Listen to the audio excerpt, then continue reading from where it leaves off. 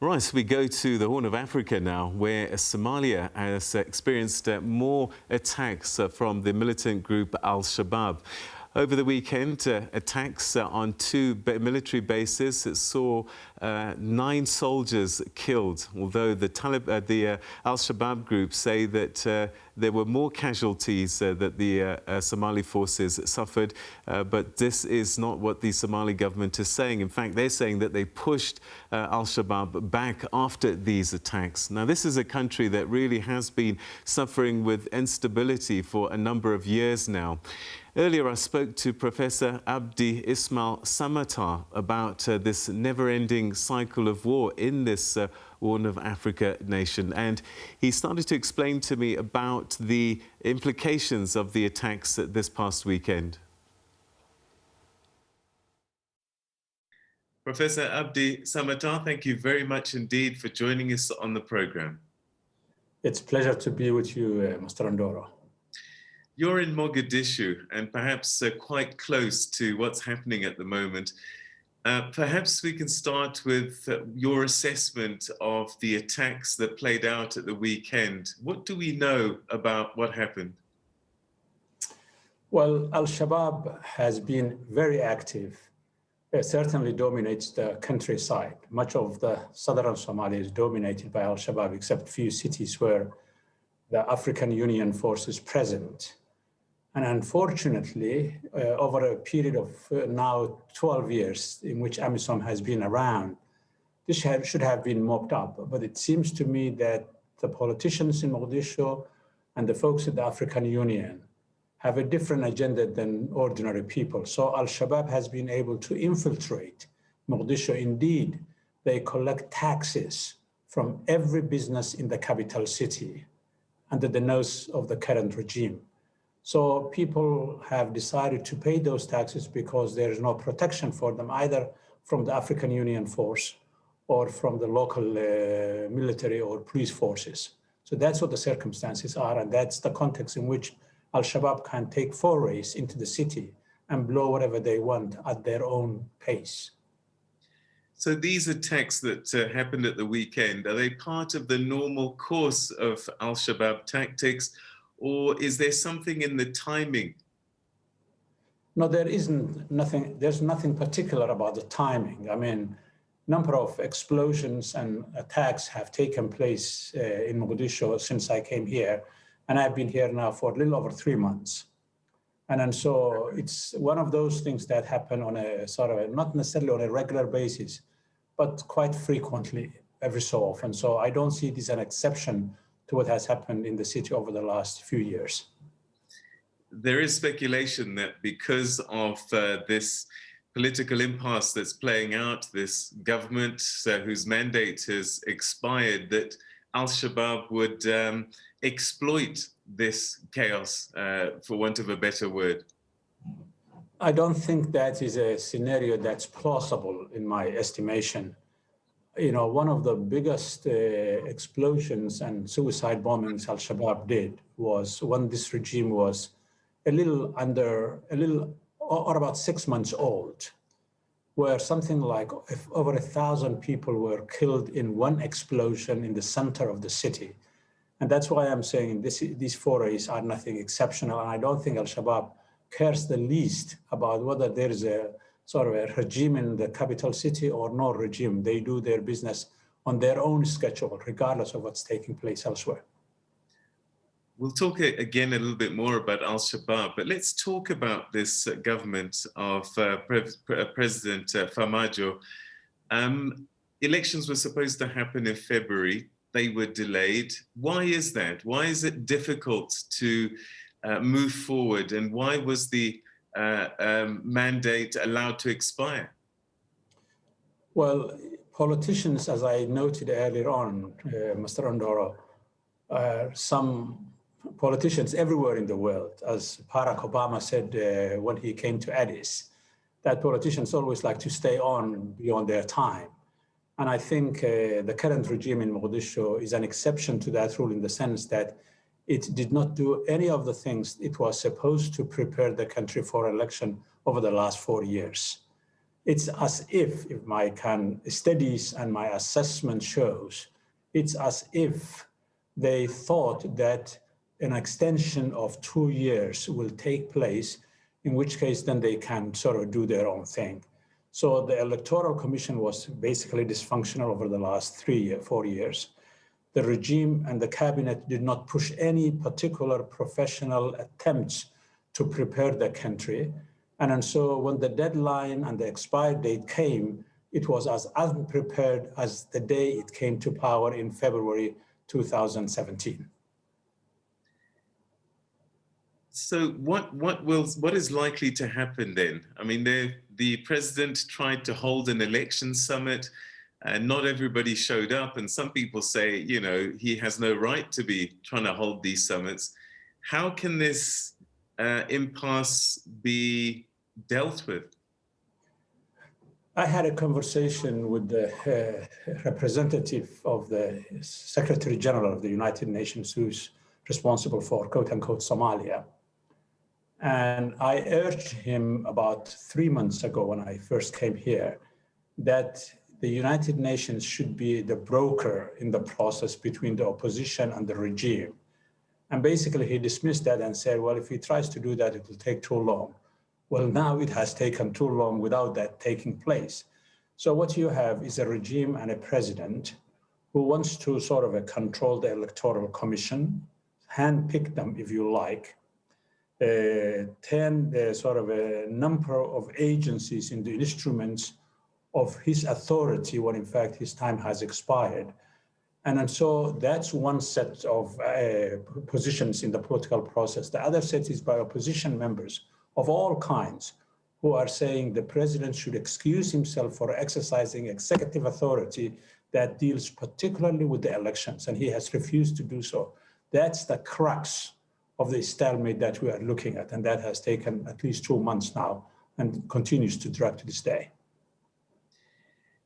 Some would say that, you know, whilst, you know, power resides in Mogadishu, that's pretty much where it ends, and that beyond Mogadishu, whoever is in power doesn't really have that much influence.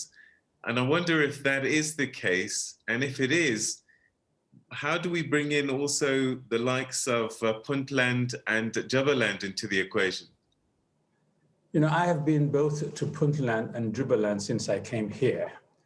If you go to the capital city of Puntland, it's quite a peaceful place. You can walk any time of the day and night alone, even if you are a woman in this part of the world.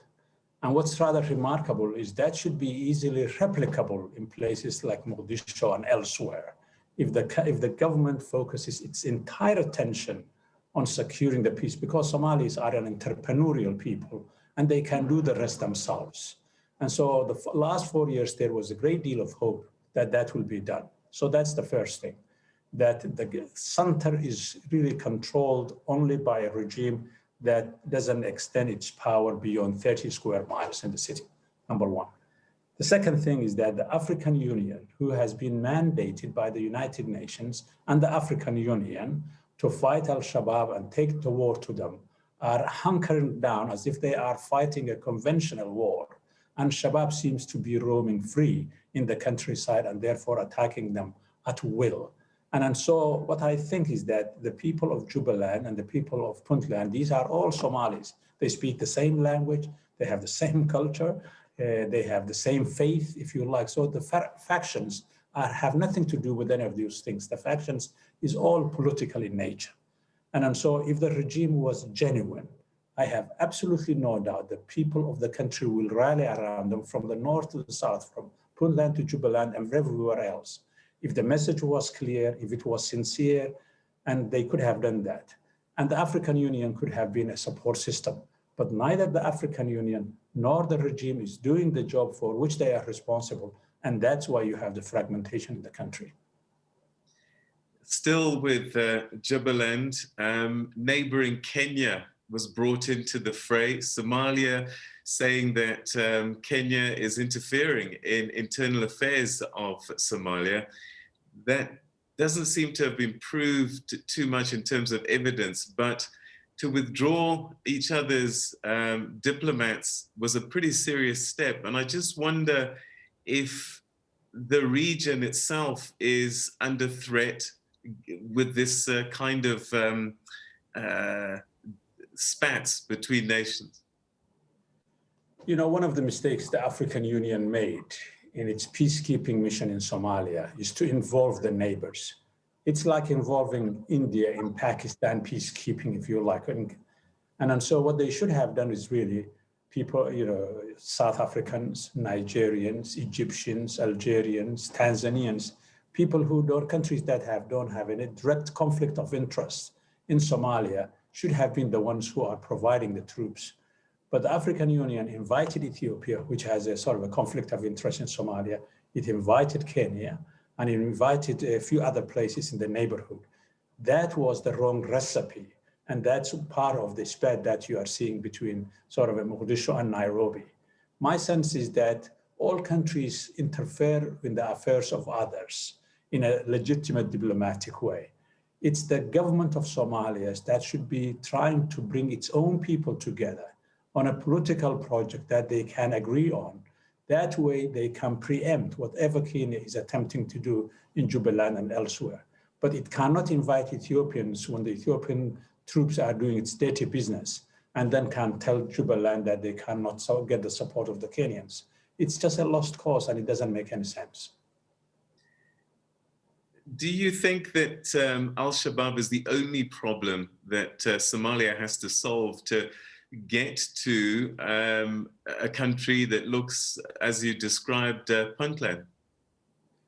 No, I really think that al-Shabaab is a problem, but you know, al-Shabaab is estimated to have something like 5,000 young men, and many of them are children. We are talking about 15-year-olds, 14-year-olds, 17-year-olds, 16-year-olds.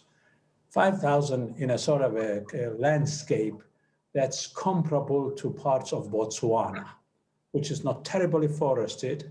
It doesn't have huge mountains like Afghanistan and elsewhere where these people can hide. It should be easy to sort of hem them in, if you like. But that it doesn't seem to me that the political will and the wisdom does not exist to be able to think that both in the capital in Mogadishu and in the African capital, African Union capital in Addis Ababa. So that's the first thing.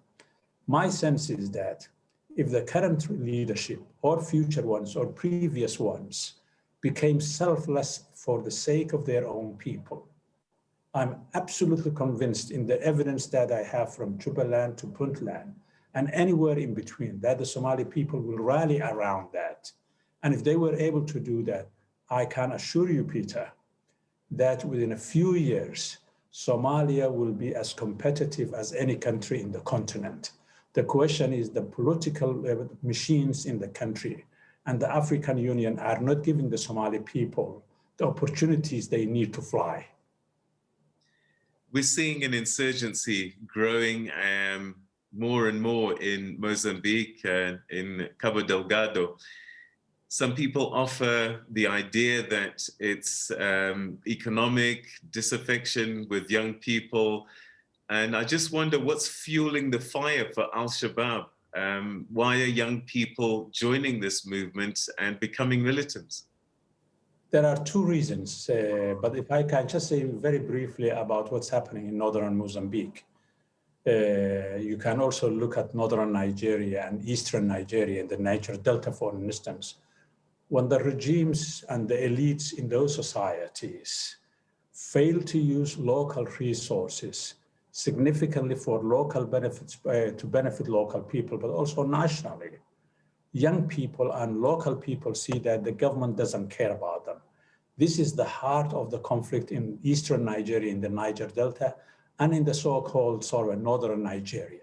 The two sort of northern Nigeria and eastern Nigeria, one's supposed to be religious and one's supposed to be sort of ethnic. They are exactly identical in terms of the causes. That's the case in northern Mozambique, and it's also the case in Somalia with al-Shabaab, if you like. If the government in Mogadishu was transparent, if it was building schools and roads, if it was sort of protecting local businessmen and women, if you like, the whole country will come around to that. And I am sure those 5,000 young men who are under the command of al-Shabaab will vanish slowly within a period of 1 to 2 years at the max. All right, perhaps in conclusion, maybe we can come back a little bit. So the attacks, this is the normal course of business for Al-Shabaab, and they continue to do what they do. Elections have been delayed, but I get a sense that even if they were to come, things won't change until there's a fundamental change in the politics of the country. Absolutely, you couldn't be more right, Mr. Ndoro. What you need in our continent, whether it's in North Africa or in East, or in Southern Africa or West Africa, there are differences, the jewels of South Africa, of Botswana, of Mauritius, if you like, and a few other places, and even in places like Rwanda to some degree. You can see when the government does the people's business directly and honorably, the public will rally around that. Just think the transition in South Africa in 1994. The long queues, people stood disciplined like never before in the history of the country. That same thing will happen here if the regime and the political leadership wise up and trust the people's voices to lead the country, in my opinion.